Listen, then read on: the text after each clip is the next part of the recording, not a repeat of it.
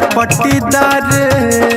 सुनो ये राजा होत ना बाटे हमारा से इंतजार कंगना बारो बता सजन के जो होता कंगना बारो बता सजन के जो होता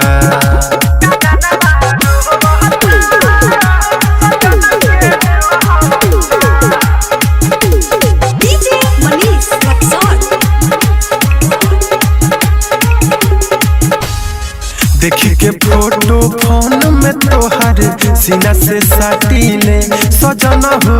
कहबई अंगूरी पर दिन गिन गिन के काटीले कहबई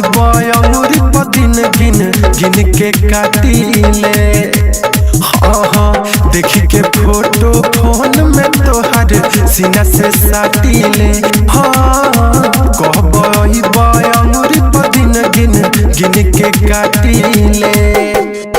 गइल तब से लिहला नाही एकहु मोर खबरिया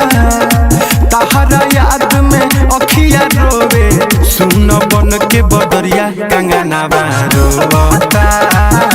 सजन के जो होता कंगना बारो बता सजन के जो होता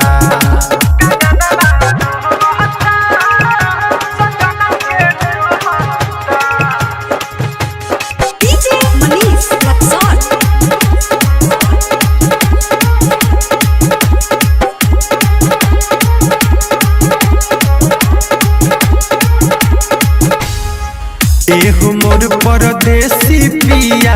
सुन बतिया हमार नाही चाही कुछ खाली चाही ताहर प्यार कहबई अंगूरी पर दिन गिन गिन के काटीले हाँ एहो मोर परदेसी पिया सुन बतिया हमार नाही चाही कुछ खाली चाही ताहर प्यार राइटर रजीत सौरभ जल्दी घरे आजा देवा रादी पक दीवाना ना तो लूटिली मजा कंगना बारो